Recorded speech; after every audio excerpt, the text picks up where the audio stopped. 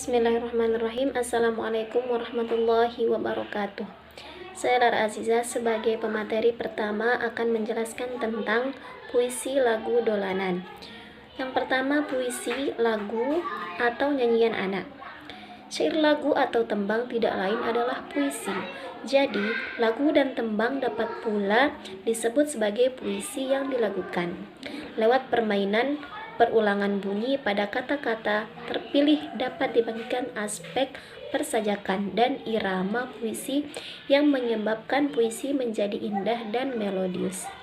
Yang kedua yaitu puisi tembang dolanan, di mana dilihat dari segi syair yang mendukung, lagu dolanan termasuk dalam puisi yang dalam bahasa Jawa disebut sebagai geguritan, yaitu geguritan tradisional. Sebagai bentuk karya sastra, guritan tradisional juga menawarkan keindahan tersendiri, terutama yang berwujud permainan atau pengolahan bahasa. Dan yang terakhir adalah Nursery Rhymes, di mana Mitchell mengemukakan bahwa Nursery Rhymes merupakan puisi-puisi kesayangan yang telah mentradisi karena merupakan bagian dari puisi lama yang bertradisi oral. Sekian dari saya, akan dilanjutkan oleh pemateri kedua. Selanjutnya ada tradisi cerita lisan. Bersamaan dengan nyanyian Nina Bobo seperti Dolanan dan Nursery Rhymes, anak-anak juga sering diceritakan oleh orang tua tentang berbagai kisah menarik.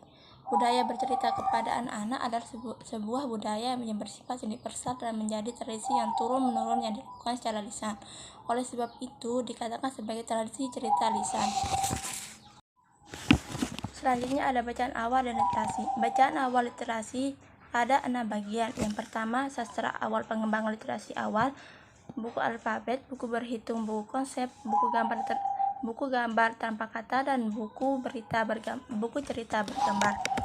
Yang pertama, sastra dan pengembangan literasi awal.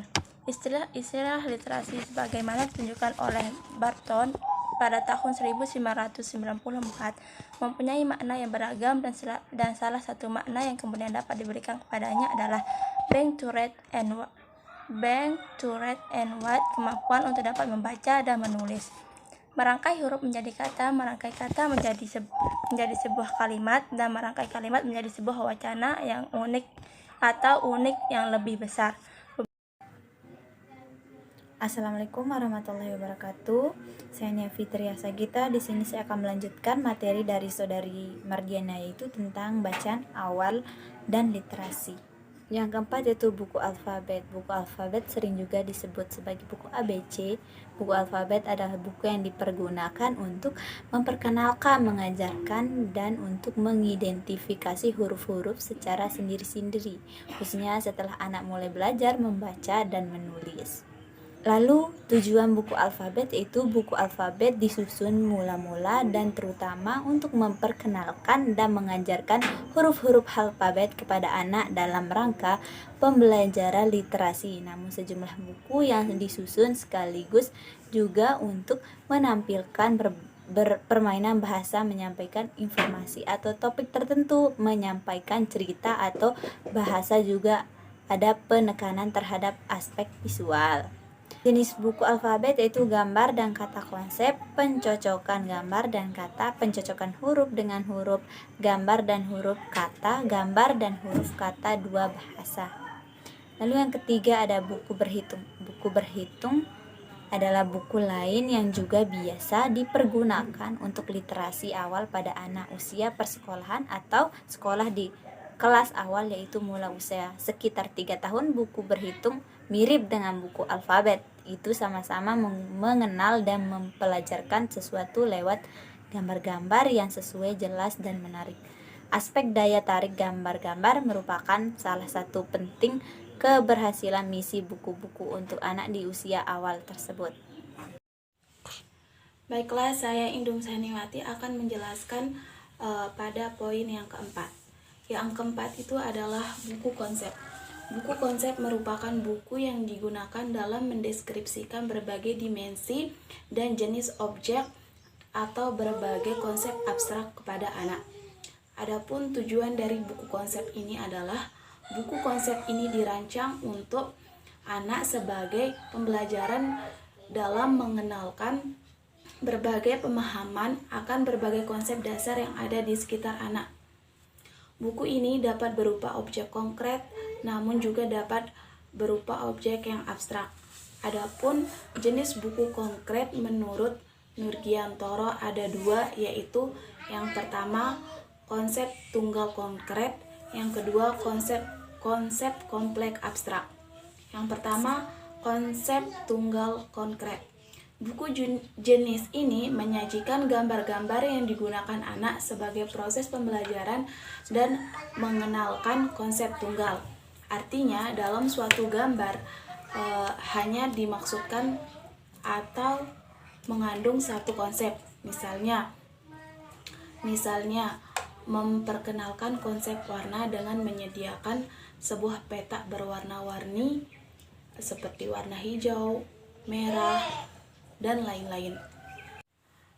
Yang selanjutnya adalah konsep kompleks dan abstrak. Konsep abstrak di sini berupa suatu yang dapat dirasakan dalam hati atau lebih dikenal sebagai afektif, rasa senang, rasa iba, dan rasa indah. Konsep tersebut dapat ditunjukkan melalui gambar yang nyata, namun untuk memahami dibutuhkan pengalaman lain selain melihat gambar itu sendiri. Nah, yang selanjutnya yang kelima itu adalah buku gambar tanpa kata. Buku gambar tanpa kata adalah buku-buku gambar cerita yang alur ceritanya disajikan lewat gambar-gambar atau gambar itu secara sendiri menghadirkan cerita dalam gambar-gambar itu. Gambar-gambar itu disertai kata-kata bahasa verbal. Bahasa-bahasa verbal tersebut sangat terbatas. Jadi yang mirip seperti gambar-gambar komik, tetapi lebih hemat kata-kata. Nama saya Nesta.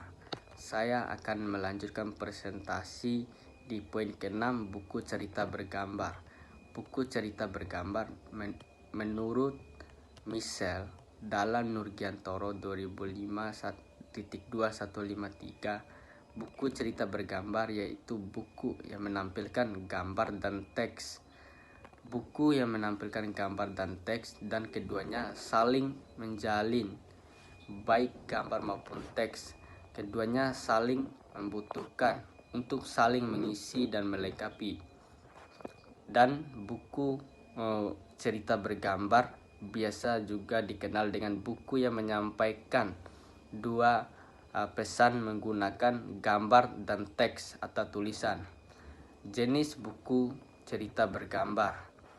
Buku cerita bergambar mempunyai beberapa jenis dan karakteristik. Menurut Melmel 2002, buku cerita bergambar mempunyai 6 jenis.